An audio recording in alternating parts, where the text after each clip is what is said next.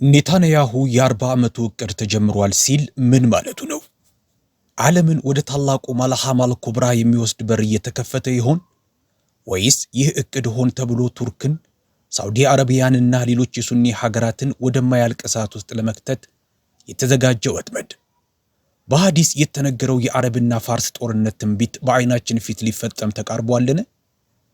በዛሬው ቪዲዮአችን የኢራንንና የእስራኤልን ውጥረት፣ በመካከለኛው ምስራቅ የሚታየውን የኃይል ሚዛን ለውጥና ሊከሰቱ የሚችሉ የጦርነት ሁኔታዎችን ከቁርአን አያቶችና ከሐዲሶች አንጻር በጥልቀት እንመረምራለን።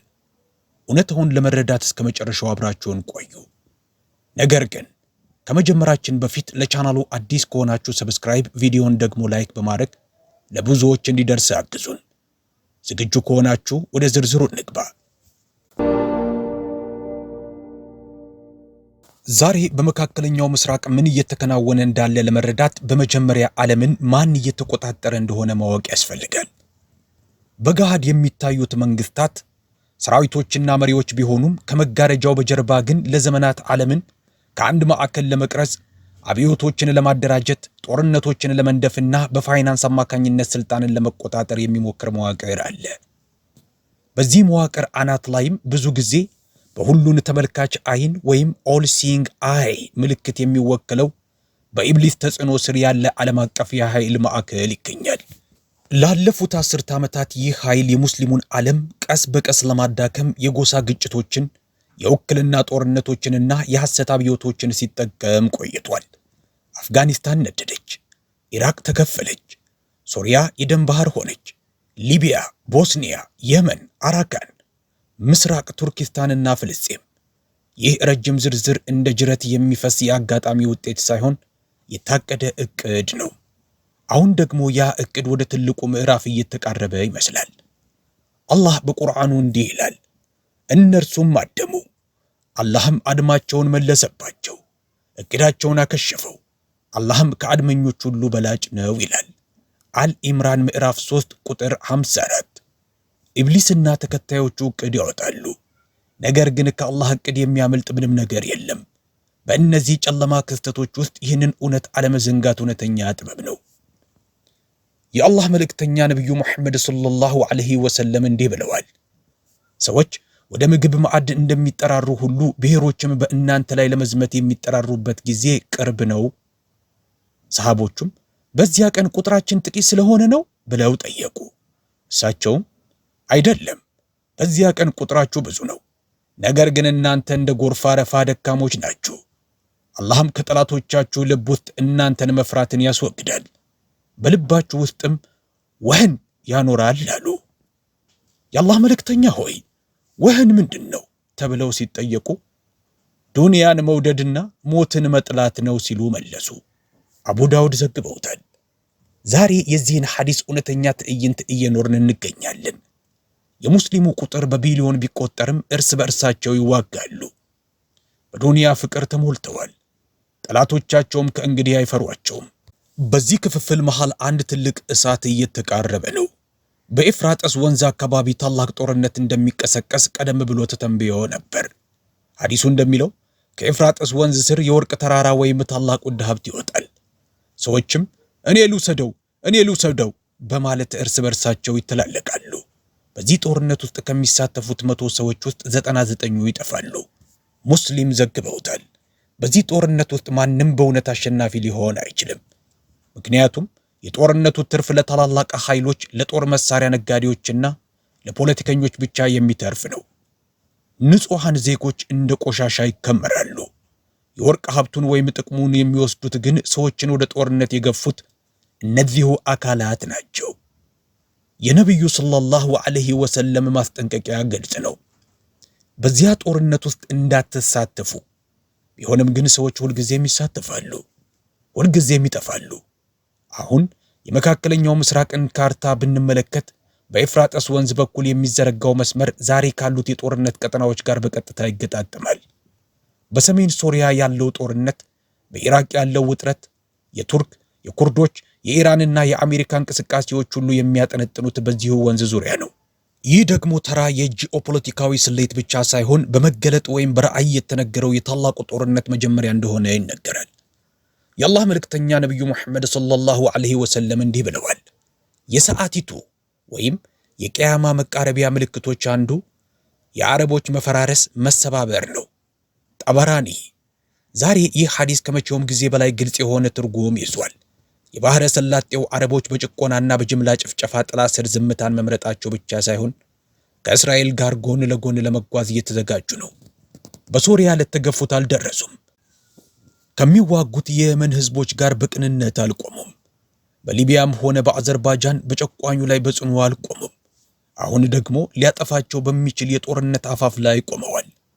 አቡ ሁረይራ እንደተረኩት ለአረቦች ወደ እነርሱ እየቀረበ ካለው ክፋት የተነሳ ወዮላቸው ብለዋል። እነዚህ ቃላት እርግማን አይደሉም፣ ይልቁንም ማስጠንቀቂያ ናቸው። ለሚያስተውል ሰው መስታወት ናቸው። ለማየት ለማይፈልግ ሰው እነዚህ ተራ የጥንት ጽሑፎች ሊመስሉ ይችላሉ። ነገር ግን ታሪክ ተራ የጥንት ጽሑፎች ሆኖ አያውቅም። ታሪክ እነዚያ ጽሑፎች በቃላት ደረጃ ሕያው የሚሆኑበት መድረክ ነው። አሁን ያ መድረክ እንደገና እየተገነባ ነው። በዓለም ታሪክ ውስጥ አንዳንድ ወቅቶች አሉ። በእነዚያ ጊዜያት የሚከሰቱት ድርጊቶች ተራ ይመስላሉ። የሚሳኤል ጥቃት፣ ግድያ ወይም የድንበር ግጭት። ነገር ግን ከዓመታት በኋላ ሰዎች ወደ ኋላ ሲመለከቱ አንድ ነገር ይረዳሉ። እነዚህ ሁሉ በእውነቱ የትልቁ ማዕበል መጀመሪያዎች ነበሩ። አንደኛው የዓለም ጦርነት ሲጀምር ሰዎች የዓለም ጦርነት መሆኑን አላወቁም ነበር። ሁለተኛው የዓለም ጦርነት ሲጀምርም ሰዎች ምን እየመጣ እንደሆነ አልተረዱም ነበር። ምናልባት ዛሬ በመካከለኛው ምስራቅ እየሆነ ያለው ነገር እንደዚያ ያለ ጅምር ሊሆን ይችላል። የታሪክ ተመራማሪዎችም በኋላ ስም ይሰጡታል። በኢራንና በእስራኤል መካከል ያለው ጦርነት የአሜሪካ በዚህ ጦርነት ውስጥ መሳተፍና ወደ ሱኒ አረብ ኢራን ጦርነት ሊያመራ የሚችለው እያደገ የመጣው ውጥረት ኩዌት፣ ኳታር፣ አማን፣ ባህሬን፣ የተባበሩት አረብ ኤሚሬቶች፣ ሳውዲ አረቢያ፣ ኢራቅና ሶሪያ ከኢራን በተተኮሱ ሚሳኤሎች ተመትተዋል። ከኢራን የተተኮሰ ሚሳኤል በቱርክ ላይ ሲመክንም በዜና አይታችሁ ሊሆን ይችላል። የመንና ሊባኖስም በእስራኤል ጥቃት እየደረሰባቸው ነው። ይህን ያህል ብዙ አገራት በአንድ ግጭት ውስጥ መሳተፋቸው በጣም ያልተለመደ ነገር ነው። በማንኛውም ቅጽበት ትልቅ ቀጠናዊ ጦርነት ሊጀምር ይችላል። በኢራን ውስጥ በየቀኑ ወደ 1000 የሚጠጉ ኢላማዎች እንደሚመቱ ይነገራል። እንዲህ ያሉ ከፍተኛ ጥቃቶች በዓለም ጦርነቶች ውስጥ እንኳ ብርቅ ናቸው። አዎ፣ ዛሬ ብዙ ተንታኞች እንደሚሉት ይህ ጦርነት በእውነቱ በዓለም አቀፍ ኃይሎች መካከል ያለ ግጭት ነው። ምክንያቱም መካከለኛው ምስራቅ ተራ መልክዓ ምድር ብቻ አይደለም። ይህ ክልል የነዳጅ ማዕከል፣ የዓለም አቀፍ የንግድ መስመሮች ቁልፍ ነጥብ፣ 3 አህጉራት የሚገናኙበት ስትራቴጂካዊ ስፍራና የ3 ታላላቅ ሃይማኖቶች እምብርት ነው። በዚህ ምክንያት ታላላቅ ኃይሎች ይህንን ቀጠና መቼም ቢሆን መልቀቅ አይፈልጉም። በመካከለኛው ምስራቅ የሚከሰት እያንዳንዱ ቀውስ የዓለምን ስርዓት የመለወጥ አቅም አለው። አሁን ደግሞ ቀጠናው ወደ በጣም አደገኛ ስሌት እየተጓዘ ነው። በአንድ በኩል ኢራንና በቀጠናው ያሏት አጋሮች፣ በሌላ በኩል ደግሞ እስራኤልና አሜሪካ ይገኛሉ። ነገር ግን ሶስተኛው ዕድል የበለጠ አደገኛ ሊሆን ይችላል። ይህም በሱኒ አረብ ሀገራትና በኢራን መካከል የሚቀሰቀስ መጠነ ሰፊ ጦርነት ነው። ይህ ሁኔታ በአንዳንድ ጂኦፖለቲካዊ ትንታኔዎች በግልጽ እየተወያዩበት ሲሆን፣ አንዳንድ ተመራማሪዎች ደግሞ ይህ አጋጣሚ ላይሆን እንደሚችል ይናገራሉ። ምክንያቱም ለአንዳንድ ኃይሎች በመካከለኛው ምስራቅ ያለው የሱኒ ሺዓ ግጭት እንደ ስትራቴጂካዊ መሳሪያ ሊያገለግል ይችላል። አንድ ትንታኔ እንደሚለው ከሆነ በመካከለኛው ምስራቅ የሚቀሰቀስ ትልቅ የአረብ ፋርስ ጦርነት ለዓለም አቀፍ ኃይሎች ጠቀሜታ ሊኖረው ይችላል። ምክንያቱም እንዲህ ያለው ጦርነት የሙስሊሙን ዓለም ኃይል ወደ ውስጣዊ ግጭቶች በመግፋት ቀጠናውን ያዳክማል። ከቀጠናው የሚወጣው ነዳጅና የተፈጥሮ ጋዝ ወደ ውጭ መላክ አስቸጋሪ ከሆነ በቻይናና በአውሮፓ ላይ ከባድ ኢኮኖሚያዊና ፖለቲካዊ ቀውስ ሊያስከትል ይችላል። እንዲህ ያለው ቀውስ በንግድ ረገድ ለአሜሪካ ጥቅም ሊሰጥ ይችላል። ምክንያቱም ቻይናም ሆነች የአውሮፓ ህብረት የአሜሪካ ዋና ተፎካካሪዎች ናቸው። አሜሪካ ቀደም ሲል በኢነርጂ ፖለቲካ አማካኝነት በቻይና ላይ ጫና አሳድራለች። አሁን ደግሞ ኢራንን በመክበብና ወደፊት ሀብቷን በመቆጣጠር ወደ ቻይና የሚፈሰውን ነዳጅና የተፈጥሮ ጋዝ ለማቋረጥ ልትሞክር ትችላለች። ቻይና ብቻ ሳትሆን አውሮፓም ወደ ጥልቅ የኢኮኖሚ ቀውስ ውስጥ በመግባት የበለጠ ጥገኛ ልትሆን ትችላለች። አውሮፓ ከዩክሬን ቀውስ በኋላ ለኢነርጂ ከፍተኛ ዋጋ መክፈል ጀምራለች። በዚህ ጦርነትም የኢነርጂ ዋጋ በከፍተኛ ሁኔታ ጨምሯል። በሚቀጥሉት ዓመታት ከአሜሪካ የሚመጣው የንግድ ጫናና የታሪፍ ግዴታዎች እየጠነከሩ ሊሄዱ ይችላሉ። አንዳንዶች የወደፊቱ የአሜሪካ አመራር አውሮፓን በኢኮኖሚ ለመቆጣጠር ሊሞክር እንደሚችልም ይጠቁማል። ስለዚህ በኢራን ተጀምሮ በቀጠናው የሚሰራጨው ጦርነት ቀጠናዊ ግጭት ብቻ ሳይሆን እጅግ የላቀ ዓለም አቀፍ የኃይል ትግል አካል ነው። የኢነርጂ መስመሮች፣ የነዳጅ ገበያዎችና ስትራቴጂካዊ መልክዓ ምድር ሁሉም የዚህ ግጭት አካል ናቸው። ኢራንን ለመረዳት በመጀመሪያ አንድ ነገር መቀበል አለብን። ይቺ አገር በምትናገረውና በምትሰራው መካከል ባለው ጥልቅ ልዩነት ለረጅም ጊዜ ስትታወቅ ቆይታለች። በጠረጴዛ ዙሪያ አሜሪካን ታላቁ ሰይጣንና እስራኤልን የሐሰት አገዛዝ ትላቸዋለች። ነገር ግን ከጠረጴዛው በታች ከእነዚሁ ኃይሎች ጋር ስምምነቶችን አድርጋለች።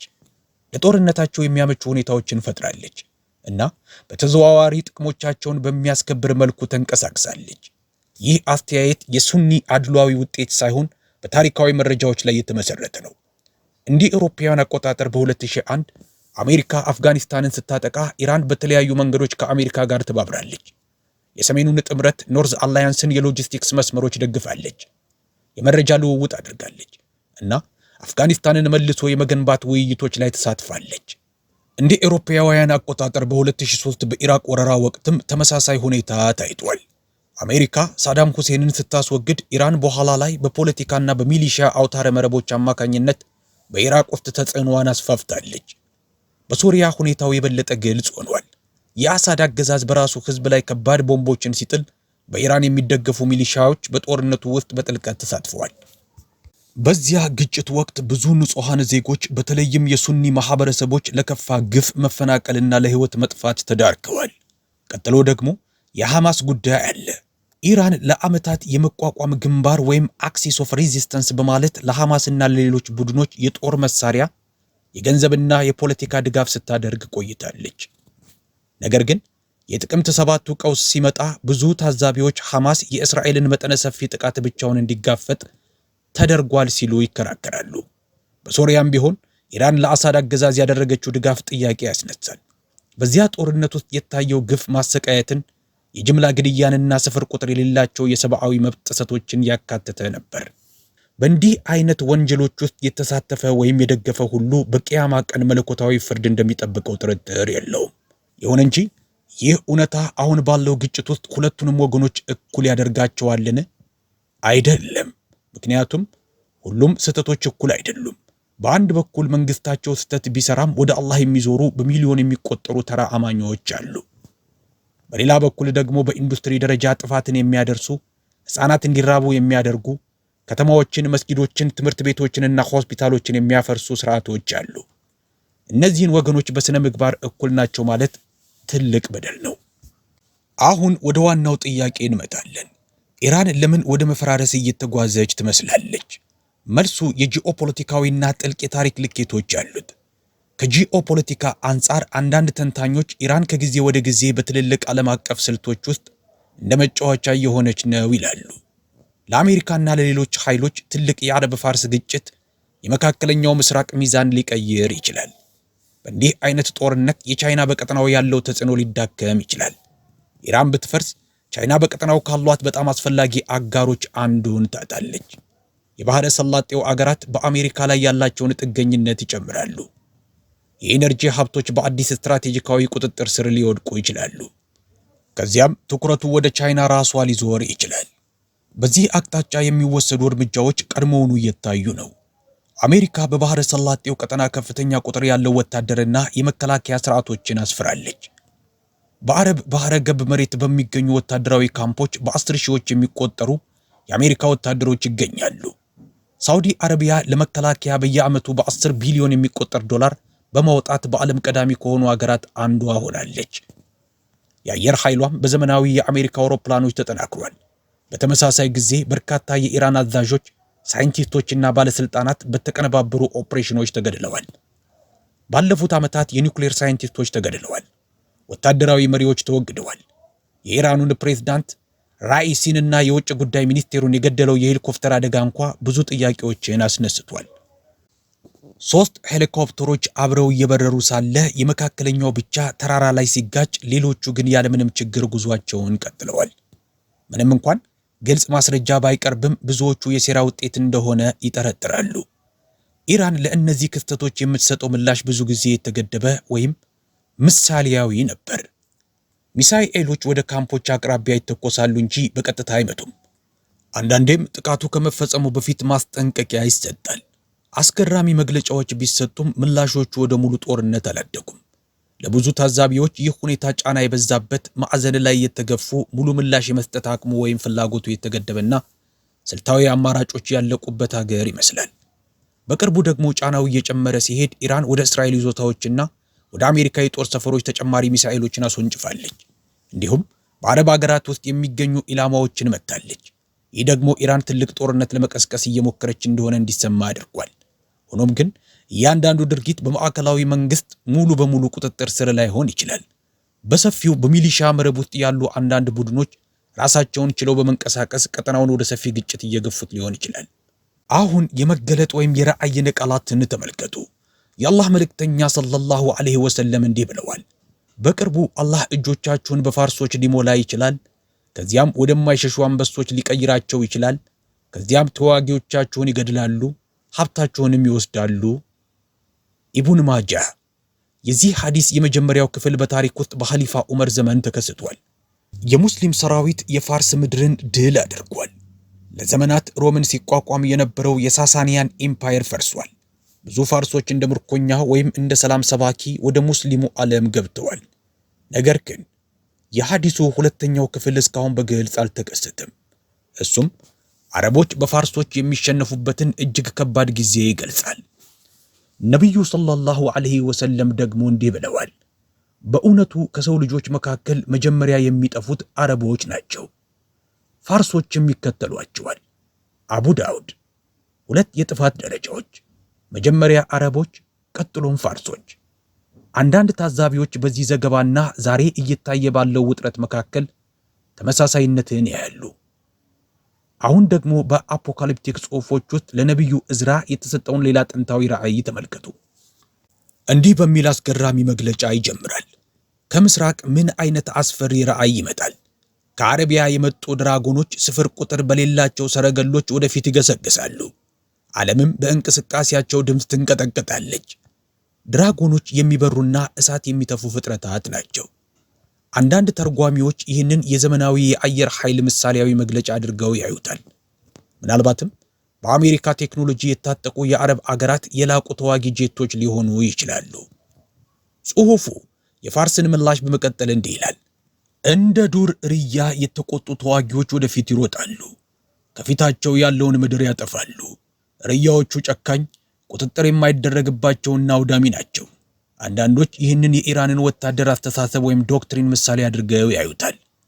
ኢራን በአየር ኃይል ደካማ ብትሆንም በሚሳኤል አቅም ግን እጅግ ጠንካራ ናት።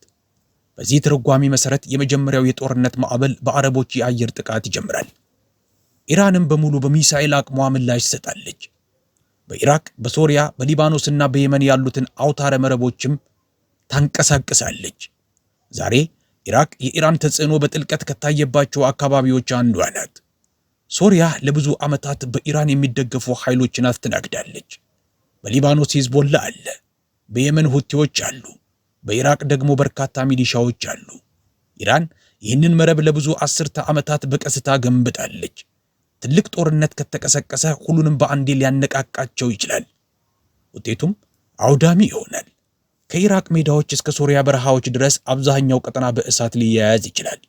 ነገር ግን የራእዩ ቀጣይ መስመር አንድ አስፈላጊ ነገር ይላል። አረቦች ለተወሰነ ጊዜ ያፈገፍጋሉ፣ ነገር ግን በኋላ ላይ ጠንካራ የመልሶ ማጥቃት እርምጃ ይወስዳሉ። ስለዚህ ጦርነቱ በመጀመሪያው ምዕራፍ አያበቃም። የአረብ ሀገራት ይወጣሉ እንጂ አይፈርሱም። በአሜሪካ ድጋፍ፣ በኔቶ እገዛና በዘመናዊ የጦር መሳሪያዎች እንደገና ተደራጅተው ይመታሉ። በዚያ ቅጽበት የኢራን ሚሳኤሎች ሲያልቁ፣ አንዳንድ ወኪሎቿ ወይም ፕሮክሲዎቿ ሲጠፉና ኢኮኖሚዋ ሲፈራርስ ጦርነቱ እጅግ ወሳኝ የሆነ የለውጥ ነጥብ ላይ ሊደርስ ይችላል። በዚያን ጊዜ ደግሞ በነቢዩ ዳንኤል ራእይ መሰረት ሌላ ኃይል ይታያል። ዳንኤል 2 እንስሳትን ይገልጻል፣ አውራ በግና አውራ ፍየል። ጅብሪል አለይሂ ሰላም ራእዩን እንዲህ ሲሉ አብራርተውታል።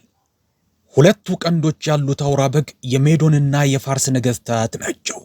አውራው ፍየል ደግሞ የግሪክ ንጉሥ ነው። ትንቢተ ዳንኤል ምዕራፍ 8 ቁጥር 20 እስከ 21። አውራ በግ ፋርስን፣ ዘመናዊቷን ኢራን ይወክላል። አውራ ፍየል ደግሞ የግሪኮ ሮማን ዓለም ወራሾች የሆኑትን የምዕራባውያን ኃይሎችን ይወክላል። ዳንኤል ቀጥሎ እንዲህ ይላል፣ አውራ በጉ ወደ ምዕራብ፣ ወደ ሰሜንና ወደ ደቡብ ሲዋጋ አየሁ። በእርሱም ፊት ሊቆም የሚችል እንስሳ አልነበረም። ነገር ግን እኔ ይህንን ሳስብ አንድ አውራ ፍየል ምድርን ሳይነካ ከምዕራብ መጣ። ከሺህ ዓመታት በፊት ምድርን ሳይነካ መምጣት የማይታሰብ ነበር። ዛሬ ግን እንደ አየር ኃይል የረጅም ርቀት ሚሳኤሎች፣ ድሮኖችና ከሩቅ የሚመቱ አውሮፕላኖች ተደርጎ ይወሰዳል። የዘመናዊው የአሜሪካ አየር ኃይል ከዚህ መግለጫ ጋር ይስማማል። ፍየሉ አውራ በጉን በከፍተኛ ኃይል ይመታዋል። ነገር ግን በዚህ ሁሉ መካከል ከሚሳኤሎች ወይም ከአውሮፕላኖች በበለጠ የጦርነቱን አካሄድ ሊለውጥ የሚችል ሌላ ነገር ሊመጣ ይችላል። የዕዝራ ጽሑፍ እንዲህ ሲል ይጠቁማል። ከዚያም መንገዳቸው በድብቅ በሚጠባበቅ አሦራዊ ጠላት ይዘጋል። ይህ አሦራዊ ጠላት ማን ነው? ይህንን በቅርቡ እንወያያለን። ምክንያቱም ይህ በጦርነት ውስጥ ተራ ተዋናይ አይደለም። በሚሊዮኖች የሚቆጠሩ ሰዎችን የሚመራ ጨለማ አካል ተደርጎ ተገልጿል። ሐዲሶች እንደሚገልጹት ሰዎችን ወደ ኋላው የሚጎትት አታላይና ኃይለኛ ኃይል ነው። ለጊዜው ይህንን እወቁ። የአረብ ፋርስ ጦርነት የሆነ ቦታ ላይ ሊጀምር ይችላል። ያ የመነሻ ነጥብም ሰዎች ከሚያስቡት በላይ በጣም ቅርብ ሊሆን ይችላል። የአላህ መልእክተኛ ሰለላሁ ዐለይሂ ወሰለም እንዲህ ብለዋል፣ ከሦስት ደጃሎች እንድትጠነቀቁ አስጠነቅቃችኋለሁ። አቡ ዳውድ ዘግበውታል። ሦስት ታላላቅ አታላዮች፣ ሦስት ታላላቅ ማታለያዎች። በአንዳንድ ትርጓሚዎች መሠረት ብዙ የማይታወቀውና ምናልባትም በጣም አደገኛው ከሺያው ዓለም እንደ ሐሰተኛ መህዲ ሆኖ ይመጣል። ነገር ግን ያ በር በሚቀጥለው ክፍል ይከፈታል። ስለዚህ ዛሬ እየሆኑ ያሉት ክስተቶች በተለይም በሐዲስ የተጠቀሰው የአረብ ፋርስ ጦርነት ናቸውን? በሐዲስ ውስጥ በመጨረሻው ዘመን በኢስላማዊ ዓለም ውስጥ ታላላቅ ጦርነቶች እንደሚከሰቱ ተብራርቷል። አንዳንዶቹ ጦርነቶቹ በሙስሊም ማህበረሰቦች መካከል የሚከሰቱ ይሆናሉ። ነቢዩ ሰለላሁ ዐለይሂ ወሰለም እንዲህ ብለዋል፣ ፊትናዎች ወይም ፈተናዎች ይታያሉ፣ ሰዎችም እርስ በእርሳቸው ይገዳደላሉ። በሌላ ሐዲስ ደግሞ ገዳዩ ለምን እንደገደለ አያውቅም፣ ተገዳዩም ለምን እንደተገደለ አያውቅም። ሙስሊም ፊትና። እነዚህ ሐዲሶች የግርግርና የውጥንቅጥ ጊዜያትን ይገልጻሉ። ዛሬ በመካከለኛው ምስራቅ የሚከሰቱ ግጭቶችን ስንመለከት ብዙዎች እነዚህ ሐዲሶች በጣም የተለመዱ ይመስላሉ ይላሉ። ምክንያቱም በዘመናዊ ጦርነቶች ውስጥ ብዙ ሰዎች ለምን እንደሚዋጉ በትክክል አያውቁም። ጦርነቶች ብዙ ጊዜ የሚካሄዱት ለፕሮፓጋንዳ፣ ለጂኦፖለቲካዊ ጥቅሞች፣ ለኢነርጂ ሀብቶችና ለዓለም አቀፍ የኃይል ሚዛን ነው። በዚህ ምክንያት አንዳንድ ተመራማሪዎች አንድ አስፈላጊ ጥያቄ ይጠይቃሉ። ዛሬ ከኢራን ጋር ያለው ውጥረት የትልቅ ጦርነት መጀመሪያ ሊሆን ይችላልን? አንዳንድ የእስልምና ሊቃውንት የዘመኑ የዓለም ስርዓት ወደ ትልቅ የመሰባበር ነጥብ እየተቃረበ ሊሆን ይችላል ይላሉ። ምክንያቱም ዛሬ ዓለም በብዙ ግንባሮች ግጭቶችን እያስተናገደች ነው። የሩሲያ ዩክሬን ጦርነት፣ በቻይናና በአሜሪካ መካከል ያለው ውጥረት፣ በመካከለኛው ምስራቅ ያሉ ጦርነቶችና የኢራን እስራኤል ቀውስ ዓለም ዛሬ ባለፉት 60 ዓመታት ከነበረው በበለጠ ወደ ዓለም አቀፍ ጦርነት ተቃርባለች። እንዲህ አይነት ጦርነት ከተቀሰቀሰ መላውን የሰው ልጅ ሊነካ ይችላል። እንደ አንዳንድ ባለሙያዎች ገለጻ ሦስተኛው የዓለም ጦርነት በአንድ ፍንዳታ ላይ ጀምር ይችላል። ይልቁንም በብዙ ትናንሽ ጦርነቶች ውህደት ሊመጣ ይችላል። ይህ አንዳንዴ የተቆራረጠ የዓለም ጦርነት ወይም ፍራግማንትድ ወርልድ ዋር ይባላል። በመካከለኛው ምስራቅ በኢራን ዙሪያ ያለው ውጥረት የዚያ ሰንሰለት አንዱ አስፈላጊ አካል ሊሆን ይችላል። ታዲያ ጥያቄው ይህ ወደ መልሐመተል ኩብራ ይመራል? በኢስላማዊ ምንጮች ውስጥ በጣም ትልቅ ጦርነት መልሐመተል ኩብራ ተብሎ ተገልጿል። ይህ ጦርነት አንዳንዴ ከአርማጌዶን ጋር ይነጻጸራል። ግዙፍ ሰራዊቶች እርስ በእርሳቸው የሚፋለሙበት መጠነ ሰፊ ጦርነት ተደርጎ ይገለጻል። በአንዳንድ ሐዲሶች ውስጥ ይህ ጦርነት በመካከለኛው ምስራቅ እንደሚካሄድ ተጠቅሷል። እንደ አንዳንድ ትርጓሚዎች ከሆነ ዛሬ እየታዩ ያሉ ቀውሶች ለዚያ ታላቅ ጦርነት ወይም መልሐመተል ኩብራ ዝግጅቶች ሊሆኑ ይችላሉ። ነገር ግን እዚህ ጋር አንድ በጣም አስፈላጊ ነጥብ አለ። የእስልምና ሊቃውንት ስለ እነዚህ ክስተቶች ትክክለኛ ቀናትን ከመስጠት ሁልጊዜ ይቆጠባሉ። ምክንያቱም የቂያማን ቀን አላህ ብቻ ነው የሚያውቀው። ቁርአን እንዲህ ይላል፣ ጊዜዋን ከአላህ በቀር ማንም አያውቃትም። አዕራፍ ምዕራፍ 7 አንቀጽ 187። በዚህ ምክንያት ለሙስሊሞች አስፈላጊው ነገር ቀናትን መተንበይ ሳይሆን ፊትናዎችን ወይም ፈተናዎችን በትክክል መረዳት ነው። ሌላው ትልቅ አደጋ ሐሰተኛ መህዲዎች ናቸው። በታሪክ ውስጥ ታላላቅ ቀውሶች ሲከሰቱ ሰዎች አዳኝ መፈለግ ይጀምራሉ። አንዳንድ ግለሰቦችም ይህንን ተስፋ በመጠቀም ራሳቸውን መህዲ እንደሆኑ ያውጃሉ። በታሪክ ውስጥ ለዚህ ብዙ ምሳሌዎች ነበሩ። አንዳንድ ጥናቶች እንደሚጠቁሙት በተለይ በሺዓው ዓለም ውስጥ ለመህዲ ወይም ለአዳኙ ትልቅ ጥበቃና ጉጉት አለ። ይህ ጉጉት ደግሞ አንዳንዴ በተወሰኑ ቡድኖች ለፖለቲካዊ ዓላማዎች ሊውል ይችላል። ስለዚህ በታላላቅ ጦርነቶች ወቅት አደጋው ወታደራዊ ብቻ አይደለም። ይልቁንም በርካታ አስተሳሰባዊ ወይም አይዲዮሎጂካል አደጋዎችም ሊኖሩ ይችላሉ። እነዚህም ሐሰተኛ አዳኞች፣ ሐሰተኛ መሲሖችና ሐሰተኛ መህዲዎች ናቸው። ነቢዩ ሰለላሁ ዐለይሂ ወሰለም ስለዚህ ጉዳይ ግልጽ ማስጠንቀቂያ ሰጥተዋል።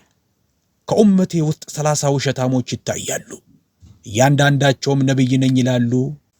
አቡ ዳውድ ዘግበውታል። ይህ ሐዲስ ታላላቅ ፈተናዎች ወይም ፊትናዎች፣ ጦርነቶች ብቻ እንዳልሆኑ ያሳያል።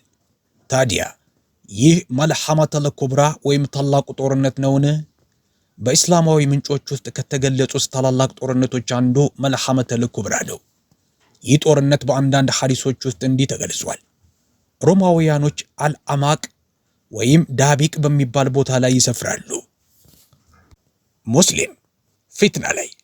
ይህ ሐዲስ በመካከለኛው ምስራቅ እርስ በእርሳቸው የሚፋለሙ ግዙፍ ሰራዊቶችን ይገልጻል። አንዳንድ ሊቃውንት ይህንን ጦርነት በታሪክ ውስጥ ካሉ ታላላቅ ጦርነቶች አንዱ አድርገው ተርጉመውታል። ነገር ግን እዚህ ጋር አንድ በጣም አስፈላጊ ነጥብ አለ። የመልሐመተል ኩብራ ትክክለኛ ጊዜ አይታወቅም። በዚህም ምክንያት ብዙ ሊቃውንት የዘመኑን ጦርነቶች በቀጥታ ከእነዚህ ሐዲሶች ጋር ለማገናኘት ጥንቃቄ ያደርጋሉ። ሆኖም ግን አብዛኞቹ የኢስላም ሊቃውንት በአንድ ነጥብ ላይ ይስማማሉ። ታላላቅ ፊትናዎች ወይም ፈተናዎች ብዙውን ጊዜ የሚከሰቱት በግርግር ጊዜ ነው። መንግስታት ሲዳከሙ፣ ማህበረሰቦች ሲከፋፈሉና ጦርነቶች ሲስፋፉ፣ በእነዚህ ጊዜያት ሰዎች በፍርሃት ይዋጣሉ። በዚያ የፍርሃት ወቅት ደግሞ አዳኝ መፈለግ ይጀምራሉ። በዚህ ቅጽበት ነው አዲስ አደጋ የሚፈጠረው። እሱም ሐሰተኛ መህዲዎች መከሰት ነው። ይህ በታሪክ ውስጥ ብዙ ጊዜ ተከስቷል። ማህበረሰቦች ለታላላቅ ቀውሶች ሲጋለጡ አንዳንድ ግለሰቦች ራሳቸውን መህዲ እንደሆኑ ያውጃሉ። እነዚህ ግለሰቦች አንዳንዴ የፖለቲካ መሪዎች፣ አንዳንዴ የሃይማኖታዊ ሰዎች፣ አንዳንዴ ደግሞ ተሰሚነት ያላቸው አብዮተኞች ሊሆኑ ይችላሉ። አንድ ትንታኔ እንዲህ ይላል። ታላላቅ የግርግር ወቅቶች ለሐሰተኛ አዳኞች መከሰት በጣም አመቺ ሁኔታን ይፈጥራሉ። በዚህ ምክንያት የኢስላም ሊቃውንት ስለዚህ ጉዳይ ሁልጊዜ ያስጠነቅቃሉ። ምክንያቱም ሐሰተኛ አዳኞች ብዙውን ጊዜ ወደ ታላላቅ ጥፋቶች ይመራሉ። በተለይም ስለ አልመህዲ አልኩብራ ወይም ታላቁ መህዲ ሐዲሶችን የተረጎሙ አንዳንድ ሊቃውንት ይህንን ጦርነት በሰው ልጅ ታሪክ ውስጥ ካሉ እጅግ ግዙፍ ግጭቶች አንዱ እንደሆነና ከቂያማ በፊት ከሚከሰቱ ክስተቶች መካከልም ትልቅ የለውጥ ነጥብ እንደሚሆን ተነግሯል። የአላህ መልእክተኛ ሰለላሁ ዐለይሂ ወሰለም እንዲህ ብለዋል። ሮማውያኖች አልአዕማቅ ወይም ዳቢቅ በሚባል ቦታ ላይ ይሰፍራሉ። ሙስሊም ፊትና ሐዲስ ቁጥር 2897። ይህ ሐዲስ ስለ መልሐመተል ኩብራ ወይም ታላቁ ጦርነት በተደጋጋሚ ከሚጠቀሱ ዘገባዎች አንዱ ነው። በሐዲሱ የተጠቀሰችው ዳቢቅ ዛሬ በሰሜን ሶሪያ የምትገኝ ትንሽ ከተማ ብትሆንም በታሪክ ውስጥ ግን ከአናቶሊያ ከሶሪያና ከሜሶፖታሚያ የሚመጡ የበርካታ ሰራዊቶች መገናኛ ስትራቴጂካዊ ቦታ ነበረች። በዚህም ምክንያት አንዳንድ የታሪክ ተመራማሪዎች ዳቢቅ ተራ ከተማ ሳትሆን የስልጣኔዎች ግጭት ነጥብ ናት ይላሉ። በሐዲሱ መሰረት ይህ ተራ ጦርነት ሳይሆን ግዙፍ ሰራዊቶች የሚጋጠሙበት ይሆናል። ነቢዩ ሰለላሁ ዐለይሂ ወሰለም በዚያ ቀን በምድር ላይ ካሉ ምርጥ ሰዎች የተውጣጣ ሰራዊት ከመዲና እንደሚወጣ ተናግረዋል። ይህ ሰራዊት በመልሐመተል ኩብራ የሚፋለመው የሙስሊም ሰራዊት ሲሆን ከፊታቸው የሚቆሙት ደግሞ ሮማውያን ናቸው። የኢስላም ሊቃውንት ሮማውያን የሚለውን ቃል በተለያዩ መንገዶች ተርጉመውታል። አንዳንዶች የቢዛንታይን ግዛትን ሲሉ፣ ሌሎች ደግሞ የምዕራባውያንን ኃይሎች ሊወክል ይችላል ይላሉ። ምክንያቱም በሐዲሱ የተገለጸው የጦርነቱ መጠን ከተራ ቀጠናዊ ግጭት በላይ ነው። ሐዲሱ ጦርነቱ ምን ያህል ከባድ እንደሚሆን ሲያስረዳ 1/3 ሰራዊት ይሸሻል፣ አላህም ንስሐቸውን አይቀበልም። 1/3 ይገደላል። እነሱም በአላህ ዘንድ በላጭ ሰማዕታት ናቸው። 1/3ኛው ደግሞ ድልን ይቀዳጃል። ሙስሊም ሐዲስ ቁጥር 2897 ላይ ዘግበውታል። ይህ ሐዲስ የመልሐመተል ኩብራን ታላቅነት ያሳያል። 1/3ኛው በፍርሃት የሚሸሹት ትልቅ ፈተና ይገጥማቸዋል። ምክንያቱም ጦርነት በመሳሪያ ብቻ ሳይሆን በልብና በእምነትም ጭምር የሚደረግ በመሆኑ ነው። 1/3ኛው የሚሆኑት ሰማዕታት በላጭ ሰማዕታት የሚባሉት ጦርነቱ በእውነትና በሐሰት መካከል የሚደረግ ታላቅ ፍልሚያ ስለሚሆን ነው። ቀሪው 1/3ኛ ደግሞ ድልን ቢያገኝም ድሉ የሚመጣው ግን በጣም ከባድ ዋጋ ተከፍሎበት ነው። በዘመናዊው ዘመን ብዙ ሰዎች መልሐመተል ኩብራ በእውነቱ 3ኛው የዓለም ጦርነት ነው የሚል ጥያቄ ያነሳሉ። አንዳንድ ተመራማሪዎች ይህንን ዕድል በቁም ነገር ይመለከቱታል።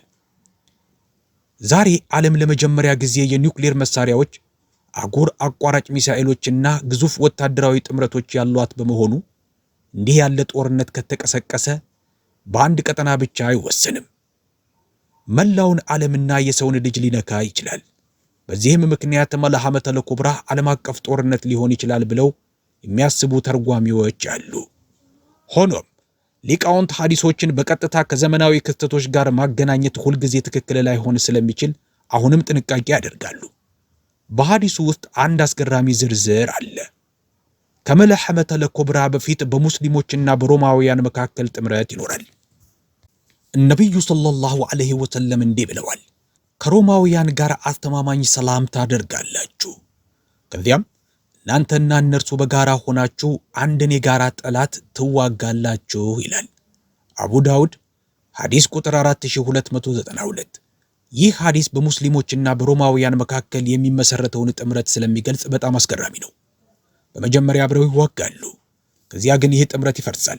ሐዲሱ ሲቀጥል እንዲህ ይላል፣ ከዚያም አንድ ክርስቲያን መስቀሉን ከፍ አድርጎ መስቀሉ አሸነፈ ይላል። አንድ ሙስሊምም ተቆጥቶ መስቀሉን ይሰብራል። ከዚያ በኋላ ሮማውያን ቃላቸውን ያጥፋሉ፣ ስምምነቱንም ይከዳሉ። ታላቁም ጦርነት ይጀምራል። አቡ ዳውድ አንቀጽ ቁጥር 4292። ይህ ክስተት እንደ ተራ ጭቅጭቅ ሊታይ ቢችልም በእውነቱ ግን ጥምረቱ የሚፈርስበትንና ታላቁ ጦርነት የሚጀምርበትን ወሳኝ ቅጽበት ይገልጻል። እንደ አንዳንድ ተንታኞች ገለጻ ይህ ክስተት ታላቅ ዓለም አቀፋዊ የለውጥ ነጥብን ይወክላል። ዛሬ በመካከለኛው ምስራቅ ያለው የኢራን ቀውስ፣ የኢራን እስራኤል ውጥረት፣ የአሜሪካ ወታደራዊ መገኘትና የሱኒ አረብ አገራት ጥምረት ብዙዎችን ወደ እነዚህ ሐዲሶች እንዲመለከቱ ቢያደርጋቸውም እስካሁን ግን ማንም ሊቅ ይህ ጦርነት በእርግጠኝነት መልሐመተል ኩብራ ነው ብሎ በድፍረት አልተናገርም። ምክንያቱም የቂያማን ምልክቶች ከልዩ ክስተቶች ጋር በትክክል ማዛመድ ስህተት ሊሆን ስለሚችል ነው።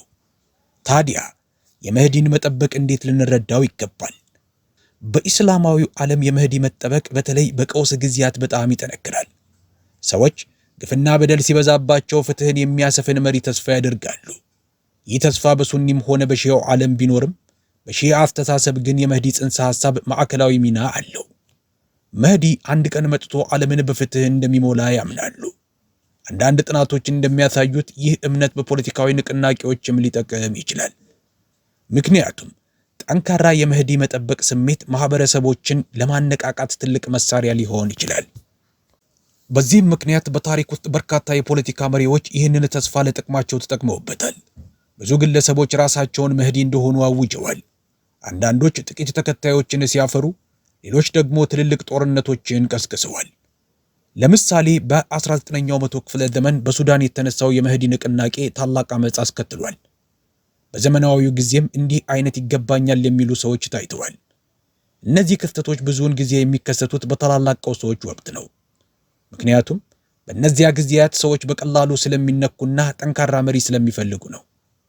ማህበራዊ ሳይንቲስቶች እንደሚሉት በታላላቅ ጦርነቶች ወቅት 3 ነገሮች ይጨምራሉ። የሴራ ንድፈ ሐሳቦች፣ የመሲህ መጠበቅና ተሰሚነት ያላቸው መሪዎች መከሰት።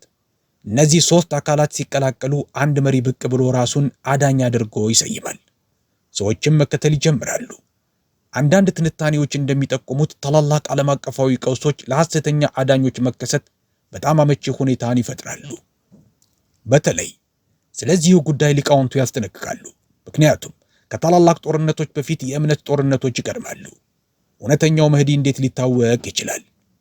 የኢስላም ሊቃውንት በሐዲስ ላይ ተመስርተው የእውነተኛውን መህዲ ባህሪያት አብራርተዋል።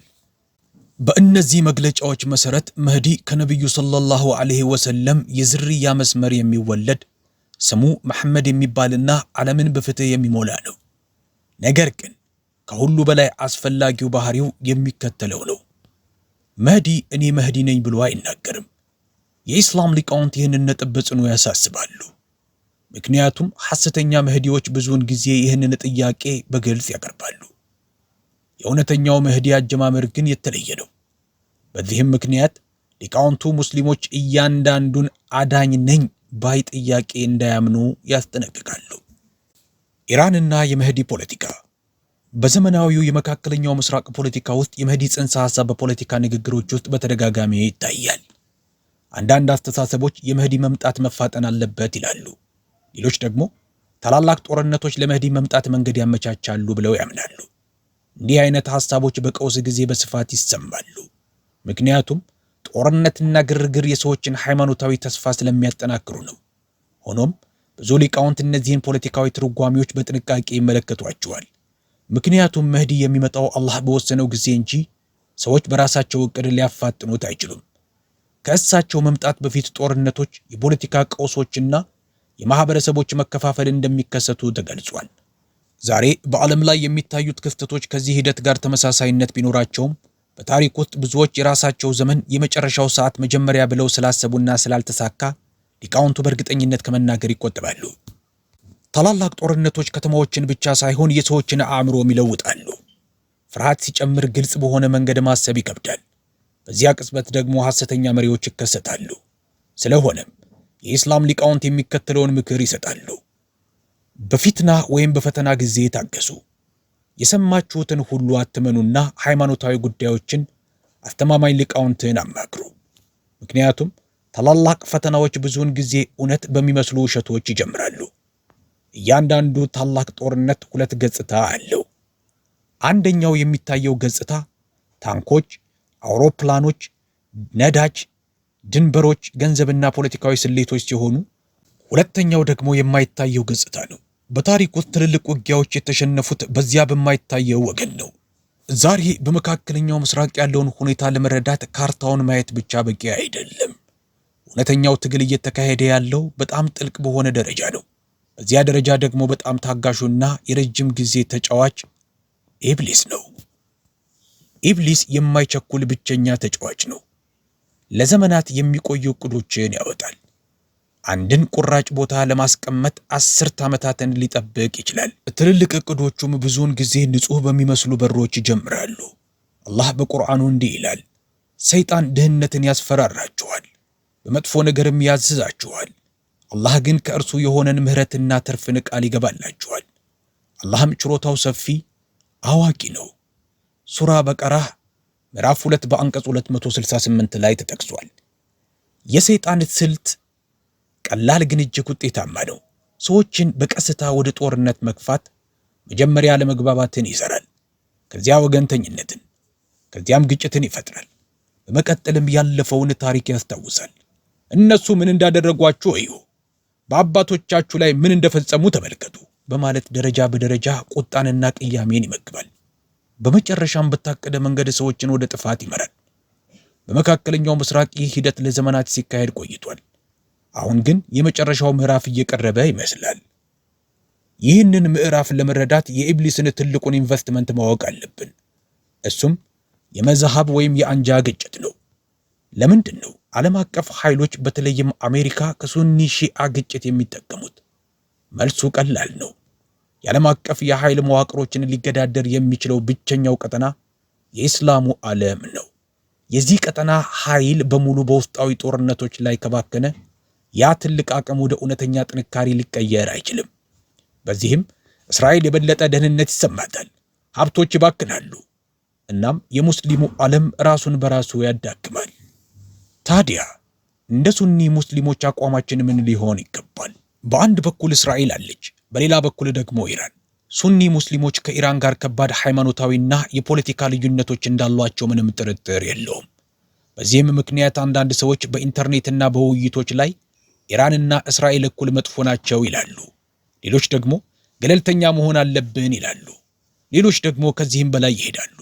አንዳንድ የታወቁ የሃይማኖት አባቶች በቃለ መጠይቆችና በኢንተርኔት ውይይቶች ላይ በኢራን ላይ ያላቸው ጥላቻ በጣም ከመጥለቁ የተነሳ እስራኤልን የሚደግፉ እስኪመስሉ ድረስ ይናገራሉ። ይህ በፍጹም ተቀባይነት የለውም። በተመሳሳይ ጊዜ ብዙ ሙስሊሞች ኢራን የጦርነት ወይም የጥቃት ሰለባ ስትሆን ለእሷ አጋርነት ቢሰማቸው ተፈጥሯዊ ነው። ከሃይማኖታዊ ወይም ቴዎሎጂካል እይታ አንጻር በሱኒ እስልምናና በ12ቱ ሺዓዎች መካከል ትልቅ ልዩነቶች እንዳሉ ግልጽ ነው። ሆኖም ግን ላለፉት 1200 ዓመታት እጅግ በጣም ብዙ የሱኒ ሊቃውንት በአንድ የጋራ አቋም ላይ ጸንተዋል። የ12ቱ ሺዓዎች ስህተቶች በራሳቸው ከእስልምና ክበብ አያስወጧቸውም። ስህተቶች አሉ፣ መዛነፎችም አሉ። ነገር ግን እነዚህ መዛነፎች በራሱ በእስልምና ክበብ ውስጥ እንጂ ከእስልምና ውጭ አይደሉም። ስለዚህ አሁንም እንደ ሙስሊም ይቆጠራሉ። አዎ አንድ ግለሰብ እጅግ በጣም እንግዳ የሆኑ ወይም ጽንፈኛ እምነቶችን ቢይዝ እነዚያ የተለዩ እምነቶች እንደ ክህደት ሊፈረጁ ይችላሉ። ነገር ግን በአጠቃላይ አንድ ሰው የዚያ መዝሃብ ተከታይ ነኝ ካለ መሰረታዊው አቀራረብ እንደ ሙስሊም ወንድም ማየት ነው። በአላህ ያምናሉ፣ በመልእክተኛው ሰለላሁ ዐለይሂ ወሰለም ያምናሉ፣ በመጨረሻው ቀን ያምናሉ፣ ለአላህ ይሰግዳሉ፣ ውዱእ ያደርጋሉ፣ በረመዳን ይጾማሉ፣ ራሳቸውን ወደ ቂብላ ያዞራሉ። ከውጫዊም ሆነ ከውስጣዊ እይታ አንጻር እነሱ ሙስሊም ሆነው ይቀጥላሉ። በታሪካችን ውስጥ ያሉ ብዙ ሊቃውንት የተስማሙበት አቋምም ይህ ነው። አዎ ስህተቶች አሉባቸው። ነገር ግን እነዚያ ስህተቶች ከኡመቱ አያስወጧቸውም። የተለያየ ትርጓሜ ሊኖረን ይችላል። በመጨረሻው ዓለም ፈራጁ አላህ ነው። በዚህ ዓለም ግን አብረን መኖርና የተሻለ ማህበረሰብ መገንባት እንችላለን። ሳንጠላላ መለያየት እንችላለን። እርስ በርሳችን ሳንዋጋ መለያየት እንችላለን። በተመሳሳይ ጊዜ በኢራን አገዛዝ ውስጥ ያሉ አንዳንድ አካላት በተለይም እንደ ካሚኒ ያሉ ግለሰቦች የኢስላማዊ አብዮት ጥበቃ ጦር IRGC ክፍሎችና የተወሰኑ የሊቃውንት ቡድኖች በሶሪያ በነበረው ጭፍጨፋ ወቅት በግልጽ በሽር አልአሳድን ደግፈዋል። ሆኖም አላህ በቁርአኑ እንዲህ ይለናል፣ የሰዎች ጥላቻ ወደ ኢፍትሃዊነት አይምራችሁ። ማኢዳ አንቀጽ 8። ይህ አንቀጽ የወረደው በቁረይሾች ላይ ነበር። ሙስሊሞችን በከፍተኛ ሁኔታ የተዋጉና በነቢዩ ሰለላሁ ዐለይሂ ወሰለም ላይ 5 ጊዜ የግድያ ሙከራ ያደረጉ ሰዎች ናቸው። የኢራን አገዛዝ የፈጸመው ማንኛውም ስህተት ቁረይሾች በወቅቱ በሙስሊሞች ላይ ካደረሱት በደል አይበልጥም። ሆኖም አላህ አሁንም ቢሆን ፍትሃዊ ሁኑ፣ ይህም ለጥንቃቄ ወይም ተቅዋ የቀረበ ነው ይለናል። ስለዚህ እኛም ፍትሃዊ ነውን። በኢራን በሶሪያና በሌሎች ቦታዎች በአንዳንድ ፖለቲከኞች የሚፈጸመው በደል 90 ሚሊዮን የሚሆነውን የኢራንን ሕዝብ አይወክልም። አብዛኛው ተራ ዜጋ ከአገሩ የውጭ ፖሊሲ ጋር ምንም ግንኙነት የለውም። በዚህ ምክንያት ቁጣችን በዚያች ሀገር ውስጥ በሚኖሩ 90 ሚሊዮን ሰዎች ላይ መሆን የለበትም። እንዲሁም በዓለም ዙሪያ ባሉ በግምት 115 ሚሊዮን የሚሆኑ የ12 ሺዓዎች ላይ ሊያነጣጥር አይገባም። አሁን ደግሞ በድጋሚ በኢራንና በእስራኤል ጦርነት ውስጥ ያሉትን ሁለት ወገኖች እንመልከት። በአንድ በኩል ደም የተጠማ የሰፋሪዎች የቅኝ ግዛት መዋቅር አለ። ጭቆናን ወደ ማሽን የቀየረ ስርዓት፣ በኢንዱስትሪ ደረጃ ጥፋትን በማድረስ የሚታማ መዋቅር። የአሁኗ የእስራኤል ወታደራዊና ፖለቲካዊ መዋቅር በጋዛ ሰርጥ በሚገኙ ሲቪል ተቋማት ማለትም በሆስፒታሎች፣ በትምህርት ቤቶችና በሃይማኖታዊ ስፍራዎች ላይ ከፍተኛ ውድመት እያደረሰ ይገኛል። ይህም በሺዎች የሚቆጠሩ ሕፃናትን ለከፍተኛ ረሃብና ለሰብአዊ ቀውስ አጋልጧል። በእስራኤል በኩል የሚካሄዱ የህዝብ አስተያየት ጥናቶች እንደሚያሳዩት አብዛኛው ህዝብ ኔታንያሁን ይደግፋል። በተለይም በማህበራዊ ሚዲያዎች እንደ ቲክቶክ ያሉ የሚለቀቁ ምስሎችና ቪዲዮዎች በአንድ በኩል በጋዛ ያለውን የረሃብና የሞት ስቃይ፣ በሌላ በኩል ደግሞ በአንዳንድ እስራኤላውያን ዘንድ የሚታየውን ግዴለሽነት ወይም ትችት ያዘሉ ድርጊቶችን በማሳየት በሁለቱ ወገኖች መካከል ያለውን ጥልቅ ልዩነትና የሰብአዊነት ቀውስ በግልጽ ያሳያሉ። አሁን ደግሞ ይህንን ከኢራን ጋር አወዳድሩት። እዚያ የሚኖረው ተራ ሰው ከውጭ ጉዳይ ፖሊሲ ጋር ምንም ግንኙነት የለውም። በዚያች ሀገር አዛን ይባላል፣ መስጂዶች ይሞላሉ፣ ሰዎች ስጁድ ያደርጋሉ። ይህ ጦርነት እየቀጠለ ባለበት ሁኔታ ቁርአን ይቀራል። ሰዎች እጃቸውን ዘርግተው አላህን እርዳታ ይጠይቃሉ። እንዴት እነዚህን ሁለት ወገኖች በአንድ ደረጃ ላይ ታስቀምጣላችሁ? ያ ትልቅ በደል ነው። ለረጅም ጊዜ እስራኤል ስለ ታላቋ እስራኤል ግሬተር እስራኤል ሐሳብ በግልጽ ስትናገር ቆይታለች። በአክራሪ ቡድኖች የቀረቡ አንዳንድ ካርታዎች በብዙ የሙስሊም ምድሮች ላይ የሚዘረጉ ድንበሮችን ያሳያሉ። በአንዳንድ ስሪቶች ውስጥ እነዚያ የታለሙ ድንበሮች እስከ መካና መዲና ድረስ ይደርሳሉ።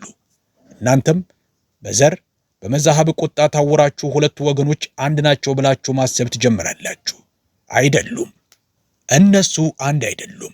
እንደ ታይምስ ኦፍ እስራኤል ባሉ የእስራኤል መገናኛ ብዙሃን እንድትወያዩባቸው ሪፖርቶች ከሆነ በ2024 አካባቢ 100,000 የሚጠጉ እስራኤላውያን ሀገሪቱን ለቀው ወጥተዋል። ወዴት ሄዱ?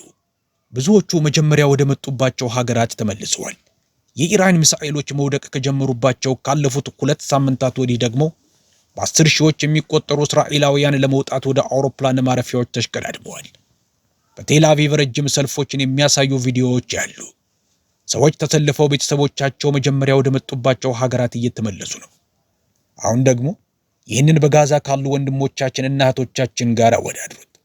ምድራቸውን ጥለው እንዲወጡ በሺዎች የሚቆጠሩ ዶላር ይቀርብላቸዋል።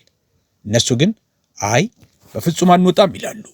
ስለ ፍልስጤማውያን ወንድሞቻችንና እህቶቻችን ኢማን እምነት አስቡ። በአንድ በኩል ጥቂት ቦምቦች ሲወድቁ በ10 ሺዎች የሚቆጠሩ ይሸሻሉ። በሌላ በኩል ደግሞ ጭፍጨፋ እየተካሄደም ቢሆን ሰዎች ቤታቸውን አንለቅም ይላሉ። ለምን? ምክንያቱም ያቺ ምድር የእነሱ ምድር ስለሆነች ነው። አላህ የሰጣቸው ምድር፣ በትውልዶች የወረሷት ምድር። እዚህ ጋር የግብዝነት ደረጃን፣ ውሸቶችን በግልጽ እናያለን። ይቺ ምድር በእውነት የማን ናት? እውነቱ ሲገለጥ ልቡ ከምድሩ ጋር በተገናኘውና በፍርሃት በሚሸሸው መካከል ያለውን ልዩነት ታያላችሁ። ሌላም የሚያም እውነት አለ። ልክ እንደ ኸንደቅ ጦርነት፣ ልክ እንደ ኡሁድ ጦርነትና ልክ እንደ ሌሎቹ ብዙ የእስልምና ታሪክ ክስተቶች፣ ልክ እንደ አልኢፍቅ ክስተት በሌሎች በርካታ የእስልምና ታሪክ ክስተቶችም እንደታየው አላህ ሱብሓነሁ ወተዓላ እንዲህ የሚል መልእክት አስተላልፏል። በእናንተ ላይ የደረሰውን ነገር ለእናንተ መጥፎ እንደሆነ አታስቡ፣ ይልቁንም ለእናንተ መልካም ነው። አላህ በቁርአን ውስጥ እንደሚያብራራው እንዲህ ያሉ ክስተቶች ሰዎች ቀደም ብለው ማየት ያልቻሉትን እውነታዎች ይገልጣሉ። በእነዚህ ሁሉ ሁኔታዎች ውስጥ የሚከሰተው ተመሳሳይ ነገር ነው። አዎ የምናየው ነገር ህመም አለው። ነገር ግን በተመሳሳይ እውነቱን ማየት እንጀምራለን። ልክ አንዳንዶቹ እስራኤላውያን ሀገራችን የሚሏትን ለቀው መጀመሪያ ወደ መጡባቸው ሀገራት እንደሚመለሱት ሁሉ የሰዎች እውነተኛ ማንነት ግልጽ እየሆነ መጥቷል። ባለፉት 20 ዓመታት ውስጥ ዩናይትድ ስቴትስ በመካከለኛው ምስራቅ 3 ዋና ዋና ጦርነቶችን አድርጋለች። ቢያንስ 7.5 ትሪሊዮን ዶላር አውጥታለች። በ10 ሺዎች የሚቆጠሩ ህዝቦች ህይወታቸውን አጥተዋል። ስፍር ቁጥር የሌላቸው ሰዎች ተገድለዋል። ሙሉ ቀጠናዎቹም ወድመዋል። ለተወሰነ ጊዜ ብዙ ሰዎች ዩናይትድ ስቴትስ ትምህርት ወስዳለች ብለው አስበው ነበር። ሌላ ጦርነት አይፈልጉም ብለው ነበር። ነገር ግን ሱብሃንአላህ አሁንም በድጋሚ በዚያው ነጥብ ላይ እንገኛለን። አሁንም የጦርነት ነጋሪት እየተጎሰመ ነው። አሁንም ያው ትረካ፣ አሁንም ያው የፍርሃት ፖለቲካ። ከ25 ዓመታት ውድቀት ምንም አልተማሩም። ሀገሪቱ ራሷ ከባድ ችግሮች እያጋጠሟት ነው። የኢኮኖሚ ፖሊሲዎች እየተንገታገቱ ነው። የጤና ስርዓቱ ትልቅ ችግር አለበት። የትምህርት ስርዓቱም ከባድ ፈተናዎች አሉበት። በዓለም አቀፍ የትምህርት ደረጃ ዩናይትድ ስቴትስ ከብዙ ሀገራት በኋላ ትገኛለች። ሆኖም አሁንም ለሌላ ጦርነት ድጋፍ እየተዘጋጀ ነው። ይሁን እንጂ ለመጀመሪያ ጊዜ ከፍተኛ ተቃውሞም እያየን ነው። ይህንን ከ20 ዓመታት በፊት ባየነው ኑሮ እንመኝ ነበር። ግን ከመቅረት መዘግየት ይሻላል። ለመጀመሪያ ጊዜ በገዛ የፖለቲካዊ ክበባቸው ውስጥ እንኳ ተቃውሞ ድምጾች እየተሰሙ ነው። አላህ በቁርአን ውስጥ እንዲህ ይላል፣ አንድ የሆኑ ይመስሉሃል፣ ልቦቻቸው ግን የተከፋፈሉ ናቸው እንደሚለው። በማጋ ወይም ደግሞ በሜክ አሜሪካ ግሬት አገን ክበቦችና በብዙ ሪፐብሊካኖች መካከል ቁጥራቸው ከጊዜ ወደ ጊዜ እየጨመረ የመጣ ሰዎች ስለ እነዚህ እውነታዎች መናገር ጀምረዋል። ብዙዎቻችን ከልጅነታችን ጀምሮ የምናውቃቸው እውነቶች አሁን በእነሱም በግልጽ እየተነገሩ ነው። እነዚህ ሰዎች ለ50 ወይም 60 ዓመታት የሚያውቋቸው ነገሮች ናቸው። ሆኖም ግን ከዋና ዋና የቴሌቪዥን ጣቢያዎች ከታወቁ ጋዜጠኞች ወይም ከፖለቲከኞች ሰምተናቸው አናውቅም። አሁን ግን ለመጀመሪያ ጊዜ እነዚህ ሐሳቦች በግልጽ እየተነገሩ ነው። እውነቱ አሁን በይፋ እየተወያየበት ነው። ለምሳሌ እንደ ኤፓክ ያሉ የእስራኤል ደጋፊ የሎቢ ቡድኖች በአሜሪካ ፖለቲካ ላይ ያለው ተጽዕኖ አሁን በግልጽ እየተከራከሩበት ነው። አንዳንዶች የእነዚህ የሎቢ መረቦች ገንዘብ በተወሰኑ ፖለቲከኞች ላይ ከፍተኛ ተጽዕኖ ያሳድራል ብለው ይከራከራሉ። ስለዚህ ጉዳይ ከአንድ የቴክሳስ ሴናተር በቀጥታ የሰማነው ንግግር አለ። ስለ ቅድሚያ የሚሰጣቸው ነገሮች በቀጥታ ሲጠየቁ ወደ ሴኔቱ ከመጣሁባቸው ዋና ምክንያቶች አንዱ እስራኤልን ለመደገፍ ነው ብለዋል። ምስጋና ሁሉ ለአላህ ብቻ ይሁን። እርሱ አንድና ብቸኛ ነው። እርሱንም ብቻ እናመልካለን።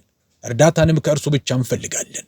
እርሱ የተጨቆኑ ጌታና የደካሞችን ጸሎት የሚሰማ ነው።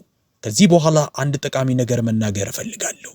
እናንት ሙስሊሞች ሆይ ቁርአንና ሱና ደጋግመው ከሚያስተምሩን ትምህርቶች አንዱ ይህ ነው።